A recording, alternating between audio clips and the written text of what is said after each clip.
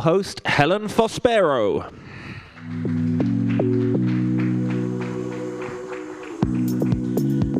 Welcome back, everyone. I hope you enjoyed lunch. Did you enjoy lunch? Yeah, and you're ready for this afternoon's content, I'm guessing. Okay, so I promised you a quick straw poll. Hands up if you've made new connections today. We're getting there. That's almost everybody in the room. It's always great to see everyone making the most of these opportunities to expand their network.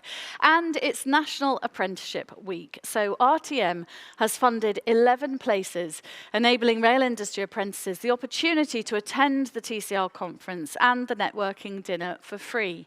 In the spirit of celebrating the accomplishments of these upcoming individuals, we've invited some of the apprentices to talk about their personal experiences of the industry and how they're developing their careers within rail. Following positive and valuable feedback from apprentices, speakers and delegates at our North and South events, we made the conscious decision to support the future of rail by championing apprentices and giving them a platform, no pun intended, to talk about what attracted them to the industry in the first place and, importantly, what will help to retain them. Like you, I look forward to hearing their thoughts and how we can work together to ensure apprentices continue to have a vital place in our industry. So I'd like to invite to the stage Callum Wilson, Engineering Apprentice at ScotRail, Bailey Clifton, Commercial Apprentice Infrastructure at GB Rail Freight, Nitya Devaraj, Degree Apprentice at Siemens, and Mathew, QEHS Trainee at Telent. Please give them a very, very warm welcome, ladies and gentlemen.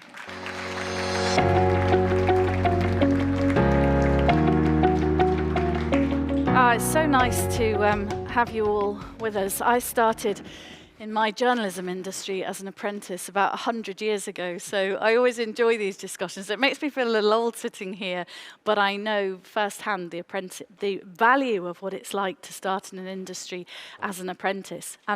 Callum, you're an engineering apprentice. We've been talking a lot about engineering today at ScotRail. You're in your fourth and final year. Tell us a little bit about what you've been doing at ScotRail and how you found the whole experience so far. Well, basically, I'm an apprentice for ScotRail. Maintenance engineer, and the type of work that I carry out is maintenance work on HSTs and the Class 170s. And my day consists of, I'll go in, get my task, if it's an exam job, and you'll have a big list of all the jobs need to be carried out.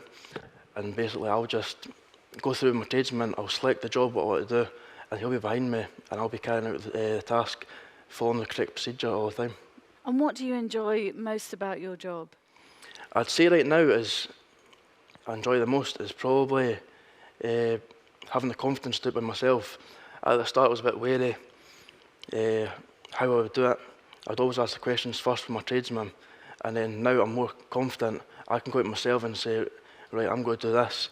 If you just want to be behind me and making sure I'm doing everything right, and I feel I'm pretty confident as I'm coming to the end of my apprenticeship, looking to be a fully qualified tradesman, and everything's going really well for me to progress into that next route. God, that's fantastic to hear. Bailey, tell us about GB Rail Freight and what attracted you there and what you do. So I'd literally just finished my A-levels and sort of uni was never my thing, so I was like, I need to get into work, and I'd like to get into work. And then I stumbled across GB Rail Freight, and then basically went for the interview and everything like that, and it's just something just attracted me towards going into the rail industry. I had no previous experience, no sort of like further knowledge on the railway, so it was quite like daunting, you could say, I guess, when you first go into a brand new industry. But now, sort of getting myself around and stuff is like, I feel like I'm settling really well.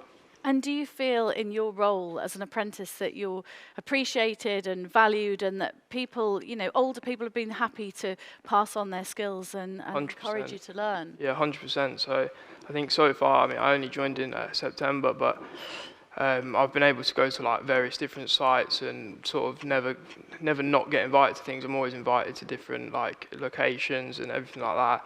And I've even spent sort of days with directors of our company and sort of learning other aspects. So for me, I'm in the commercial team, but I've spent days in finance and I've spent days in all different sectors, just to basically further my knowledge on the industry. Sounds like you've had a fantastic experience so far. I mean, Nitya, you went to Siemens straight from sixth form. Yeah.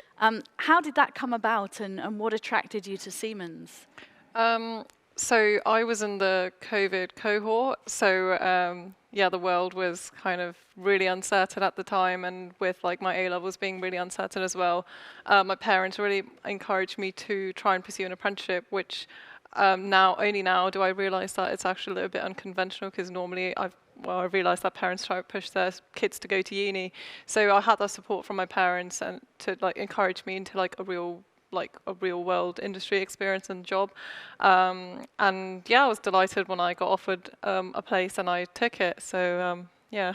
And what do you do at Siemens? What's your role? To be honest, I haven't really got like a set role just yet, because I'm the kind of person that's like really curious about like lots of different things. So I've had a very supportive manager, and he's been accommodative of that. So I've had opportunities to do lots of different bits and bobs around computing. That's what I study at uni. So I've had plenty of opportunities to try and incorporate that into my day job, and also kind of being given complete autonomy to like, seeing as I've come in as a clean slate, to kind of just do or solve problems in a way that I see fit, and in a way that just I can kind of use any of the technologies that I've maybe studied at uni or just discovered out of my own interest, and to kind of apply that in my job. And they've been really flexible with that, because obviously, you know, like many of the speakers from earlier this morning said as well, like people can be resistant to change just because of I guess just the traditions of the industry. So it was very refreshing to kind of just be let loose and just kind of, just improve things as I saw fit, and just have that support.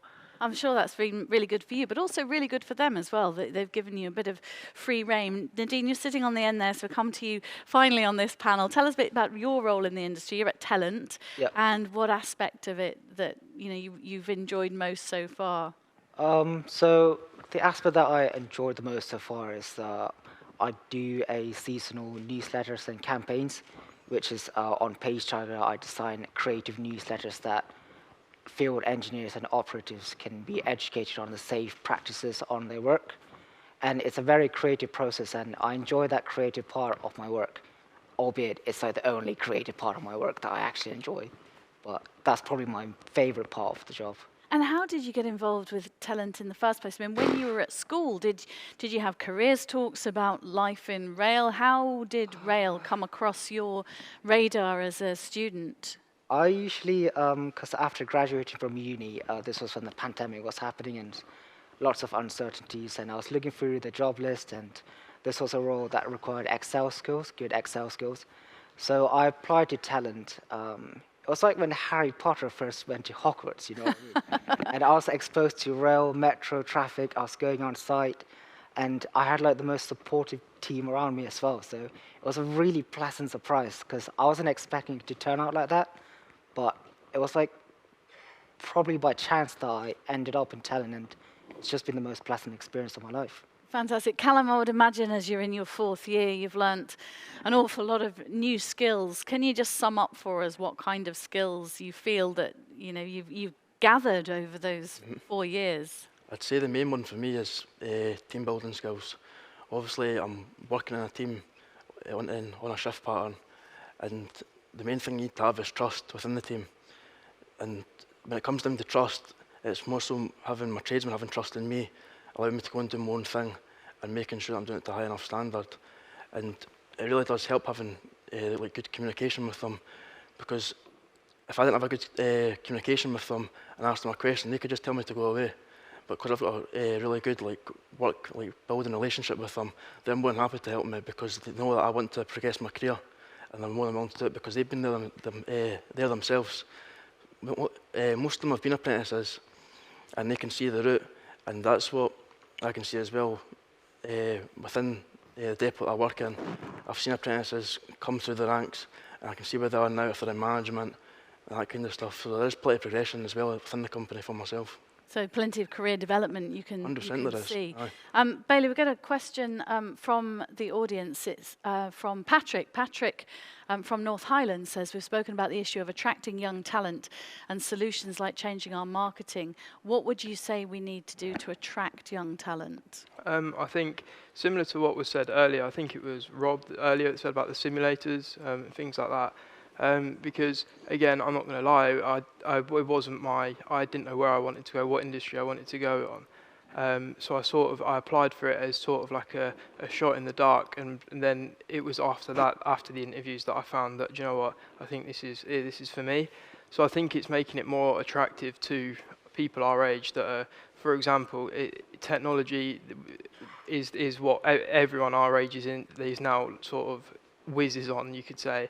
So again, like for us, we've got like simulators that are made from like an actual train that used to run on the network, a locomotive that used to run, and unfortunately, well, it went off track. But we use that exact train as a simulator now, and we use it to train drivers. But for us as well, that would never be able to drive a train if we didn't want to, we can use that as experience, and for that, I think that's quite attractive for people like us that might see it as an experience that they might not get elsewhere. And I think it's just making it a unique experience and sort of, keeping up to date with all the technology and everything like that, I think is really key to the attraction. Nitya, similar kind of question, but again, from the audience, would you go back into your old school and promote rail apprenticeships? Absolutely. I think I definitely would. STEM and STEM engagement is something I'm really, really passionate about.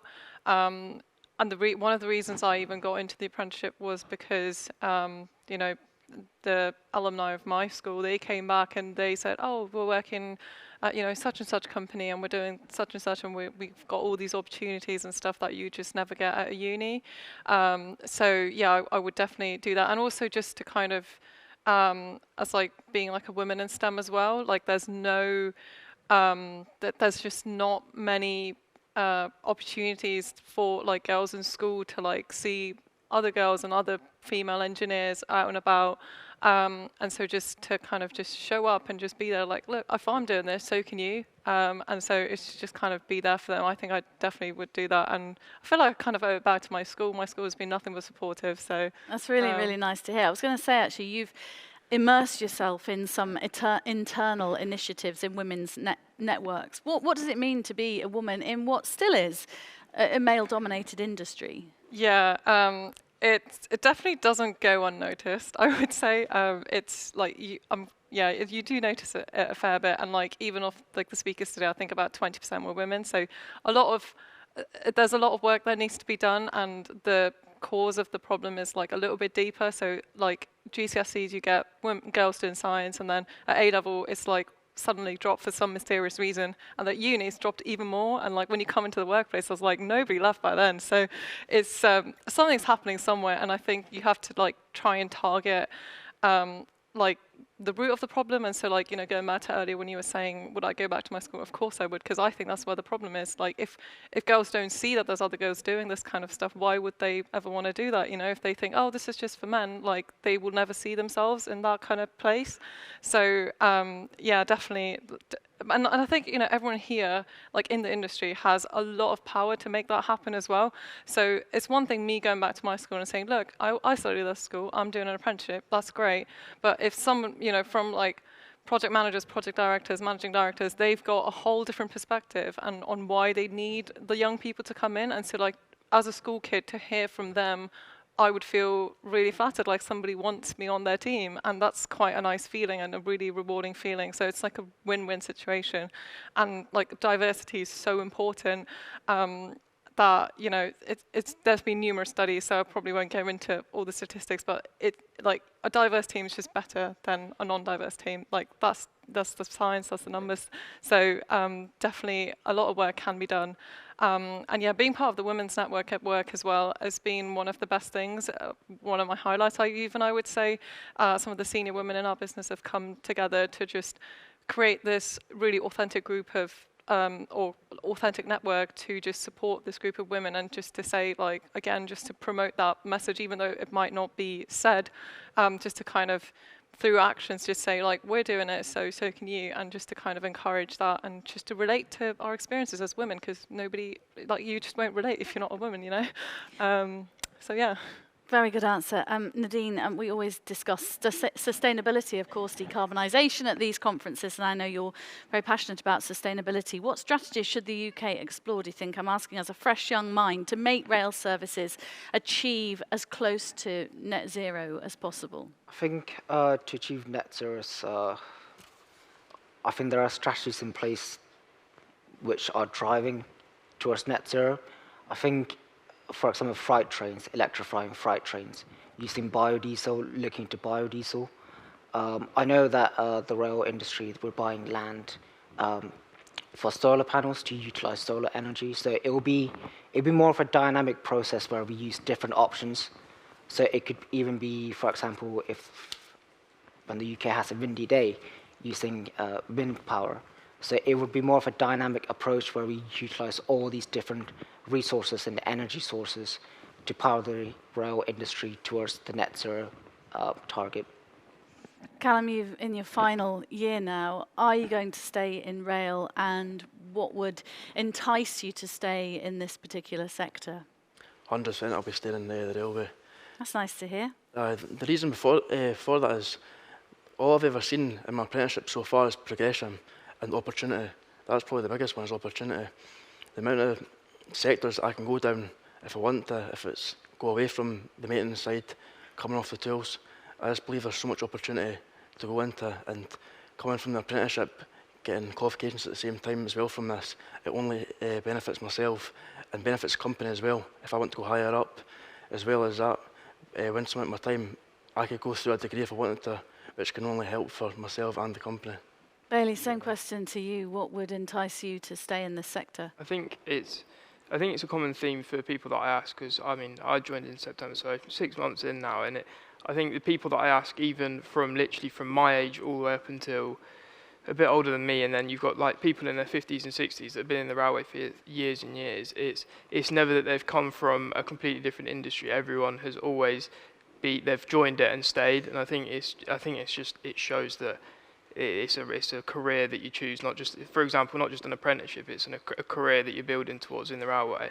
And I think even if I was to look at somewhere, it would always, I think it would stay in the railway, and I think it's just even though everyone works, like, it's collaboration again, like we used earlier. It's like everyone's got different goals and stuff in different companies, but I feel like everyone's one big railway family, you could say, I guess, and it's just sort of like you instantly get on with someone if you're working in the railway together. I think that's sort of the drive to stay in it, I think. It's interesting. Family is a word that actually often comes out at these conferences. I think the rail industry is a big family, and it's really inspiring to hear from you all and to hear how you're enjoying it so far. And I'm sure it's music to the ears of our audience to hear that at this young stage in your careers, you'd consider staying in the industry. So it takes a lot of courage to come up at an event like this and speak in front of many industry leaders, and we really do appreciate you taking the time to do that. So, ladies and gentlemen, give our apprentices a big round of applause, please. Thank you very much. Thank you.